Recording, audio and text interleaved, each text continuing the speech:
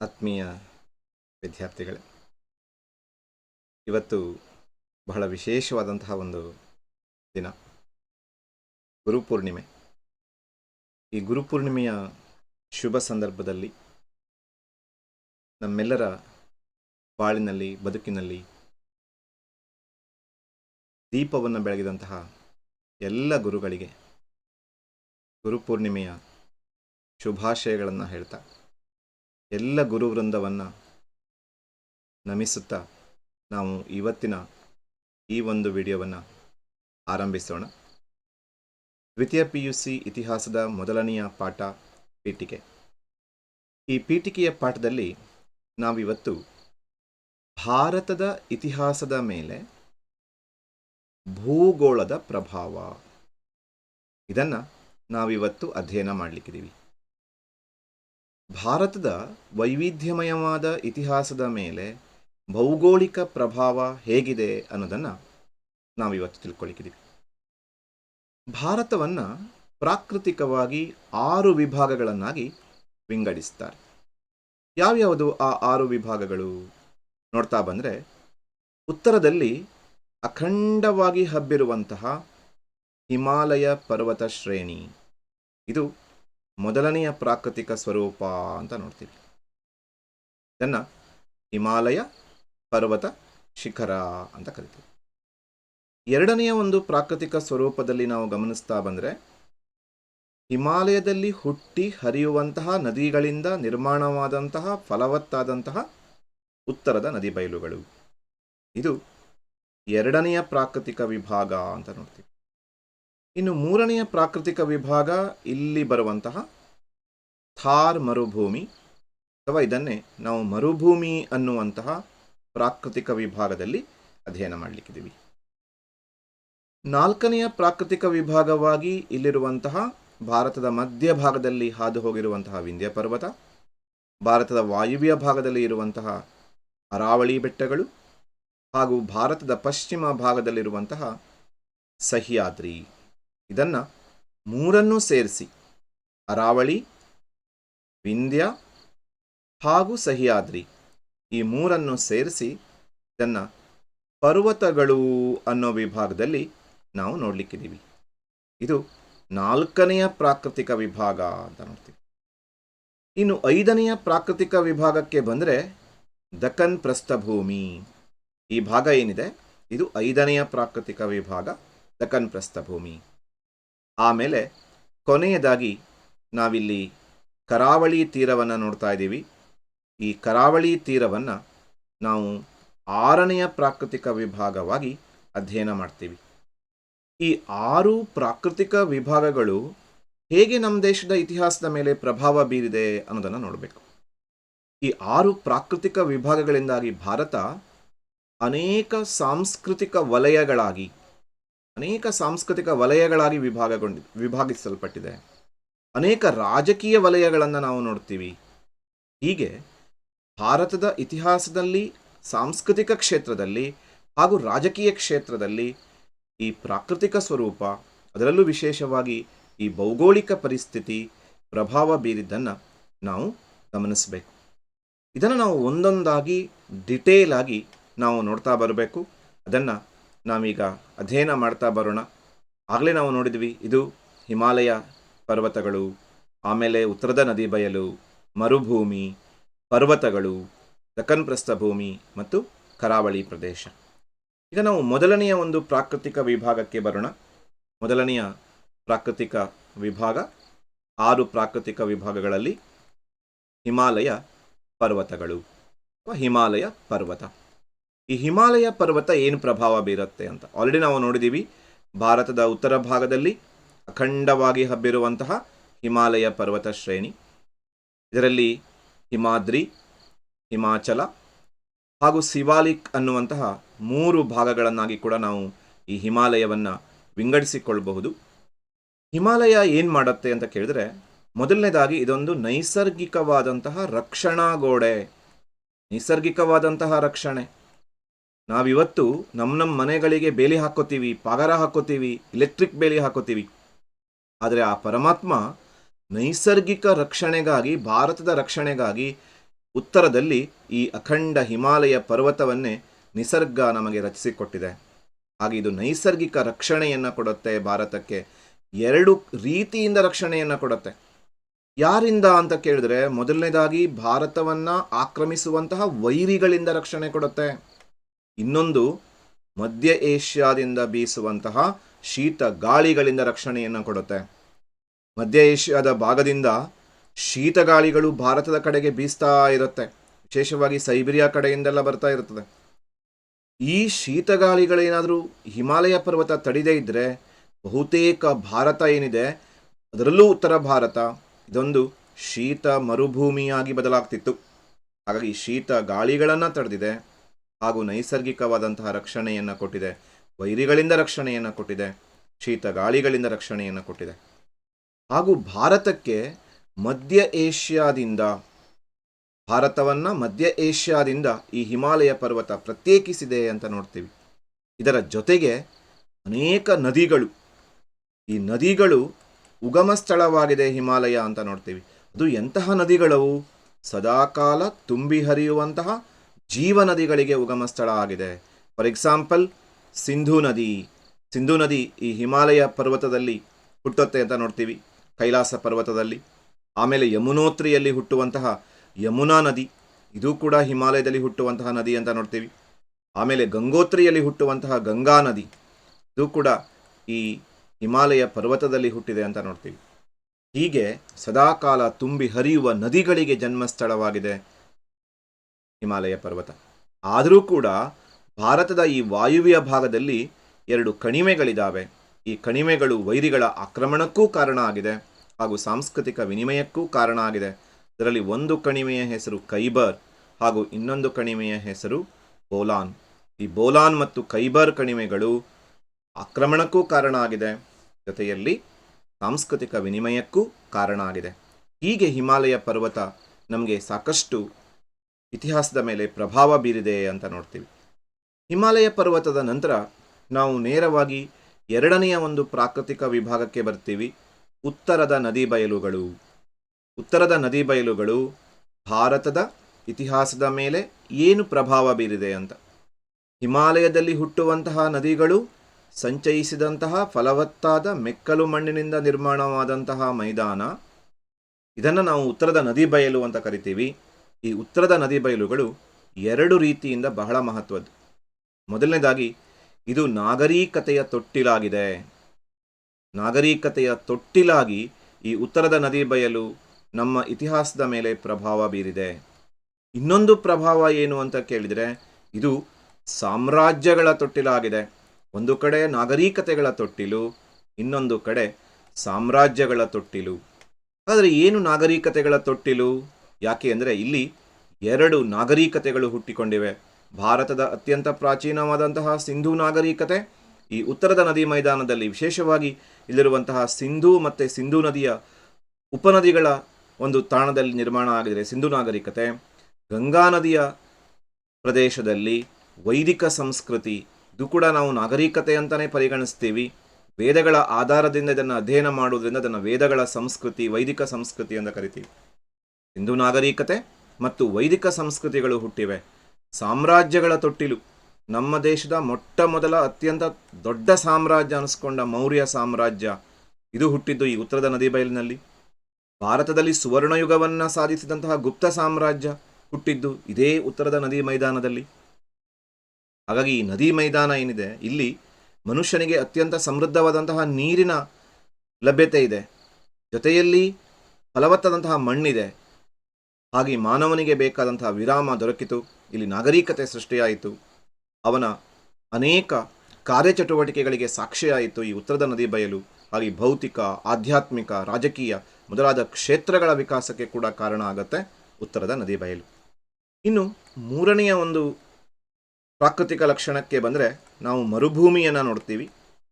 ಭಾರತದಲ್ಲಿ ಇಲ್ಲಿ ವಿಶೇಷವಾಗಿ ರಾಜಸ್ಥಾನ, ಗುಜರಾತ್ ಮತ್ತು ಮಹಾರಾಷ್ಟ್ರದ ಸ್ವಲ್ಪ ಭಾಗವನ್ನು ಆವರಿಸಿಕೊಂಡಿರುವಂತಹ, ಮಹಾರಾಷ್ಟ್ರಕ್ಕಿಂತ ಹೆಚ್ಚಾಗಿ ವಿಶೇಷವಾಗಿ ರಾಜಸ್ಥಾನ ಮತ್ತು ಗುಜರಾತ್ ಹಾಗೂ ಸ್ವಲ್ಪ ಮಟ್ಟಿಗೆ ಪಂಜಾಬ್, ಹರಿಯಾಣ ಇದನ್ನೆಲ್ಲ ಆವರಿಸಿಕೊಂಡಿರುವಂತಹ ಮರುಭೂಮಿ, ಥಾರ್ ಮರುಭೂಮಿ ಅಂತಲೇ ನಾವು ಇದನ್ನು ಕರಿತೀವಿ. ಈ ಥಾರ್ ಮರುಭೂಮಿಯ ಜೀವನ ಹೇಗಿದೆ? ಅಥವಾ ಅದು ನಮ್ಮ ಇತಿಹಾಸದ ಮೇಲೆ ಏನು ಪ್ರಭಾವ ಬೀರಿದೆ ಅಂತಂದರೆ, ಮರುಭೂಮಿಯ ಜೀವನ ಅಷ್ಟು ಸುಲಭ ಇಲ್ಲ, ತುಂಬ ಕಷ್ಟಕರವಾದಂತಹ ಜೀವನ. ಹಾಗೆ ಸಹಜವಾಗಿ ಈ ಮರುಭೂಮಿಯಲ್ಲಿ ಮನುಷ್ಯ ಏನಿದ್ದಾನೆ ಅವನು ಶ್ರಮಜೀವಿಯಾಗಿದ್ದಾನೆ. ಇದು ಮೊದಲನೇ ಪ್ರಭಾವ. ಎರಡನೇ ಪ್ರಭಾವಕ್ಕೆ ಬಂದರೆ, ಮರುಭೂಮಿಯಲ್ಲಿ ಪ್ರತಿಯೊಂದಕ್ಕೂ ಸಂಘರ್ಷ ಮಾಡಲೇಬೇಕು. ಹಾಗೆ ಮಾನವ ಏನಾಗಿದ್ದಾನೆ ಅಂತಂದರೆ ಯುದ್ಧಪ್ರಿಯನಾಗಿದ್ದಾನೆ. ಅಲ್ಲಿಗೆ ಶ್ರಮಜೀವನ ಮತ್ತು ಯುದ್ಧಪ್ರಿಯತೆ ಇವಕ್ಕೆ ಮರುಭೂಮಿ ಕಾರಣವಾಗಿದೆ ಅಂತ ನೋಡ್ತೀವಿ. ಮತ್ತೆ ನಾವು ನಾಲ್ಕನೆಯ ಒಂದು ಪ್ರಾಕೃತಿಕ ವಿಭಾಗಕ್ಕೆ ಬಂದರೆ ಪರ್ವತಗಳ ಕಡೆಗೆ ಹೋಗ್ತೀವಿ. ಪರ್ವತಗಳಲ್ಲಿ ನಾವು ವಿಶೇಷವಾಗಿ 3 ಪರ್ವತಗಳನ್ನು ನೋಡ್ತೀವಿ. ಅರಾವಳಿ ಪರ್ವತ, ಆನಂತರದಲ್ಲಿ ವಿಂಧ್ಯ ಪರ್ವತ ಹಾಗೂ ಸಹ್ಯಾದ್ರಿ. ಈ 3 ಇಟ್ಕೊಂಡು ನಾವು ಪರ್ವತಗಳು ಅಂತ ಹೇಳ್ತೀವಿ. ಈ ಪರ್ವತಗಳು ಹಾಗೆ ಗುಡ್ಡಗಾಡು ಪ್ರದೇಶಗಳು ಮತ್ತೆ ಮಾನವನನ್ನು ಮರುಭೂಮಿಯ ರೀತಿಯಲ್ಲೇ ಶ್ರಮಜೀವಿಗಳನ್ನಾಗಿ ಮಾಡಿದೆ. ಮತ್ತು ಪರ್ವತಗಳಲ್ಲಿ ಸದಾ ಸಂಘರ್ಷವನ್ನು ಗಮನಿಸ್ತೀವಿ. ಜೀವನದ ಅಳಿವು ಉಳಿವಿಗಾಗಿ ಸಂಘರ್ಷ ನಡೆಸ್ತಾನೆ. ಹಾಗಾಗಿ ಇಲ್ಲಿನ ಮನುಷ್ಯ ಯುದ್ಧಪ್ರಿಯನಾಗಿದ್ದಾನೆ.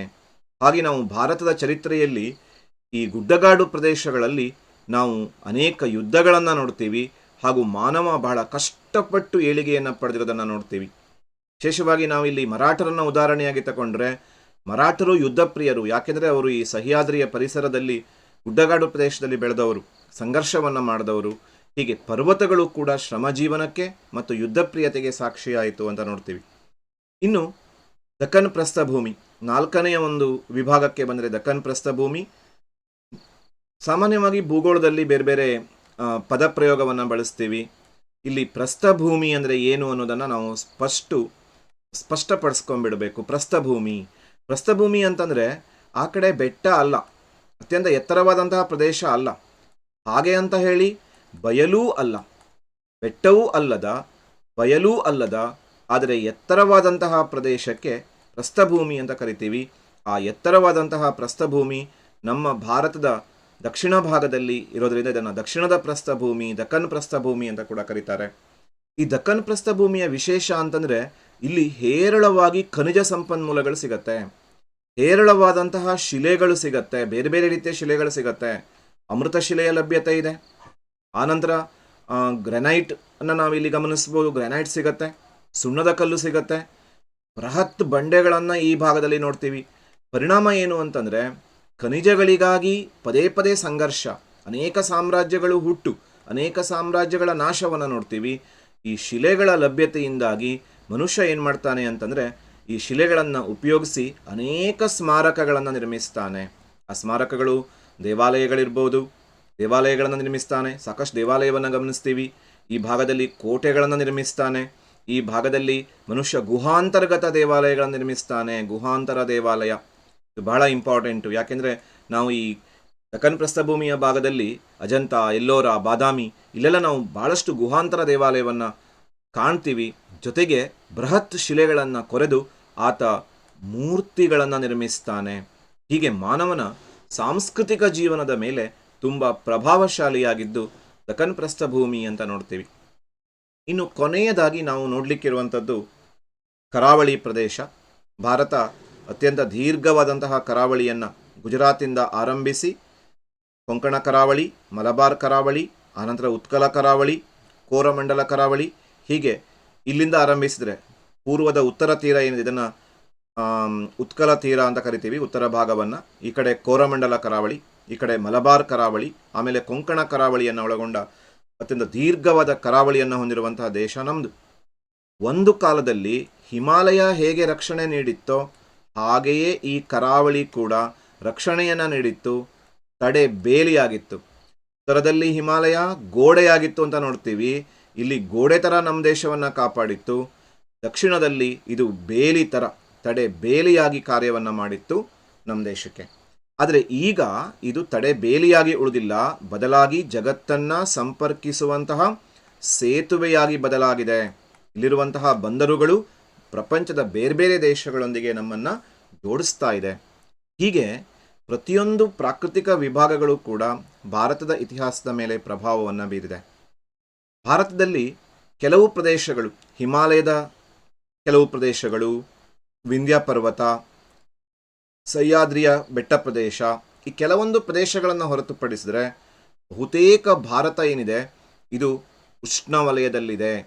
ಈ ಉಷ್ಣವಲಯದ ವಾತಾವರಣ ಏನಿದೆ ಇದು ಮಾನವನ ಸರ್ವಾಂಗೀಣ ವಿಕಾಸಕ್ಕೆ ಅತ್ಯಂತ ಅನುಕೂಲಕರವಾಗಿದೆ. ಹಾಗೆ ಇಲ್ಲಿ ಅತಿಯಾದಂತಹ ಜನಸಂಖ್ಯೆಯನ್ನು ನೋಡ್ತೀವಿ. ಈ ಸರ್ವಾಂಗೀಣ ವಿಕಾಸದ ಪರಿಣಾಮವಾಗಿ ವೈವಿಧ್ಯಮಯವಾದಂತಹ ಸಸ್ಯವರ್ಗವನ್ನು ನೋಡ್ತೀವಿ, ವೈವಿಧ್ಯಮಯವಾದಂತಹ ಪ್ರಾಣಿ ವರ್ಗವನ್ನು ಕೂಡ ನಾವು ನೋಡ್ತೀವಿ. ಈ ವೈವಿಧ್ಯಮಯವಾದಂತಹ ಸಸ್ಯವರ್ಗ, ಪ್ರಾಣಿವರ್ಗ ಹಾಗೂ ಜನಸಂಖ್ಯೆ ಇವುಗಳಿಗೆ ಕಾರಣ ಏನು ಅಂತಂದರೆ ಬಹುತೇಕ ಭಾರತ ಉಷ್ಣವಲಯದಲ್ಲಿ ಬರೋದು. ಹಾಗಾಗಿ ಆ ವಾತಾವರಣ ಭಾರತದ ಇತಿಹಾಸವನ್ನು ಅತ್ಯಂತ ಜನಭರಿತ, ಸಸ್ಯಭರಿತ, ಪ್ರಾಣಿಭರಿತ ದೇಶವನ್ನಾಗಿ ನಿರ್ಮಾಣ ಮಾಡುವಲ್ಲಿ ಅನುಕೂಲಕರ ಮಾಡಿಕೊಟ್ಟಿದೆ. ಇದನ್ನು ನಾವು ಭಾರತದ ಇತಿಹಾಸದ ಮೇಲೆ ಭೂಗೋಳದ ಪ್ರಭಾವದಲ್ಲಿ ಅಧ್ಯಯನವನ್ನು ಮಾಡಬೇಕಾಗತ್ತೆ.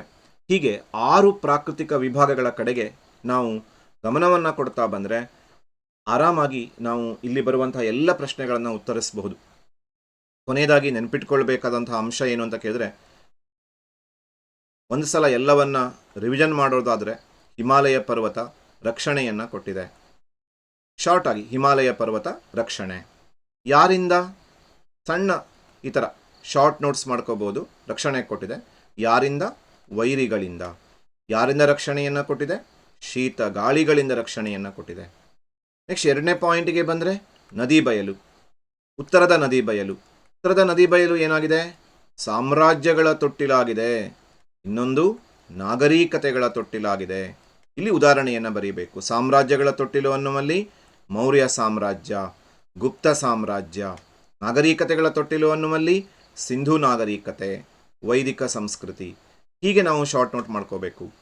3 ಮತ್ತು 4ಕ್ಕೆ ಸೇಮ್ ನಾವು ಹಾಕ್ಕೊಂಡ್ರೆ ಸಾಕು. 3 ಮತ್ತು 4. 3ನೇದಾಗಿ ನಾವು ನೋಡಿದ್ದು ಮರುಭೂಮಿ, ಹಾಗೂ 4ನೇದಾಗಿ ನಾವು ಅಭ್ಯಾಸವನ್ನು ಮಾಡಿದ್ದು ಯಾವುದು ಅಂತ ಕೇಳಿದ್ರೆ ಪರ್ವತಗಳು.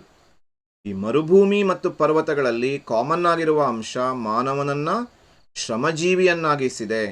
ಹಾಗೆ ಇತಿಹಾಸದಲ್ಲಿ ನಾವೇನು ಮರುಭೂಮಿ ಮತ್ತು ಪರ್ವತ ಪ್ರದೇಶಗಳಲ್ಲಿ ಮಾನವನ ಶ್ರಮಜೀವನ ನೋಡ್ತೀವಿ ಮತ್ತು ಅಲ್ಲಿ ಮಾನವ ಯುದ್ಧಪ್ರಿಯನಾಗಿದ್ದದನ್ನು ಗಮನಿಸ್ತೀವಿ.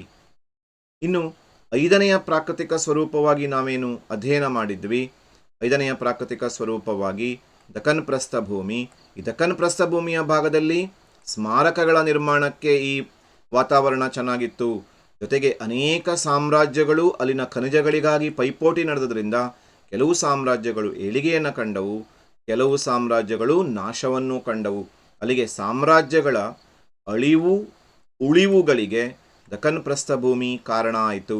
ಇನ್ನು ಕರಾವಳಿ ತೀರ ತಡೆ ಬೇಲಿಯಾಗಿತ್ತು. ಒಂದಾನೊಂದು ಕಾಲದಲ್ಲಿ, ಹಿಂದೆ ಅತ್ಯಂತ ಪ್ರಾಚೀನ ಕಾಲದಲ್ಲಿ ತಡೆ ಬೇಲಿಯಾಗಿತ್ತು ಅಂತ ನೋಡ್ತೀವಿ. ಆದರೆ ಈಗ ಏನಾಗಿದೆ ಅಂತ ಕೇಳಿದರೆ ಇದು ಸಂಪರ್ಕದ ಸೇತುವೆಯಾಗಿದೆ. ಬಹುತೇಕ ಭಾರತ ಉಷ್ಣವಲಯದ ವಾತಾವರಣವನ್ನು ಹೊಂದಿದೆ. ಹಾಗಾಗಿ ಇಲ್ಲಿ ಮಾನವನ ಸರ್ವಾಂಗೀಣ ವಿಕಾಸವನ್ನು ಗಮನಿಸ್ತೀವಿ. ಉತ್ತಮವಾದಂತಹ ಜನಸಂಖ್ಯೆಗೆ ಅನುಕೂಲಕರವಾಗಿದೆ, ಸಸ್ಯವರ್ಗ ಪ್ರಾಣಿ ವರ್ಗಗಳಿಗೆ ಅನುಕೂಲಕರವಾಗಿದೆ. ಹೀಗೆ ಭಾರತದ ಇತಿಹಾಸದ ಮೇಲೆ ಭೂಗೋಳ ಅತಿ ಪ್ರಮುಖವಾದ ಪಾತ್ರವನ್ನು ವಹಿಸುತ್ತೆ. ಇಲ್ಲಿಗೆ ನಾವು 2ನೆಯ ಭಾಗವನ್ನು ನೋಡಿದಾಗಾಯಿತು. ಇನ್ನು ಮುಂದಿನ ಒಂದು ಸರಣಿಯಲ್ಲಿ 3ನೆಯ ಭಾಗವಾಗಿ ನಾವು ಭಾರತದ ಇತಿಹಾಸದ ವಿಶಿಷ್ಟ ಲಕ್ಷಣಗಳು. ಈ ವರ್ಷ ಏನು ದ್ವಿತೀಯ PUCಯ ಇತಿಹಾಸವನ್ನು ಓದಲಿಕ್ಕಿದ್ದೀವಿ, ಆ ಭಾರತದ ಇತಿಹಾಸದಲ್ಲಿ ನಾವು ಏನೆಲ್ಲ ಲಕ್ಷಣಗಳನ್ನು ತಿಳ್ಕೊಳ್ಳಿಕ್ಕಿದ್ದೀವಿ ಅಥವಾ ನಾವು ಓದಿದಂತಹ ಸಂದರ್ಭದಲ್ಲಿ ಯಾವೆಲ್ಲ ಅಂಶಗಳನ್ನು ನಾವು ಗ್ರಹಿಸ್ಲಿಕ್ಕಿದ್ದೀವಿ ಅನ್ನೋದನ್ನು ಈ ಭಾರತದ ವಿಶಿಷ್ಟವಾದ ಲಕ್ಷಣಗಳಲ್ಲಿ ನಾವು ನೋಡ್ತೀವಿ. ಭಾರತದ ಇತಿಹಾಸವನ್ನು ಸ್ಥೂಲವಾಗಿ ಈ ಲಕ್ಷಣಗಳ ಮೂಲಕ ನಾವು ಏನೇನು ಕಲಿಲಿಕ್ಕಿದ್ದೀವಿ ಅನ್ನೋದನ್ನು ಈ ಭಾಗದಲ್ಲಿ ಪರಿಚಯಿಸುತ್ತೆ.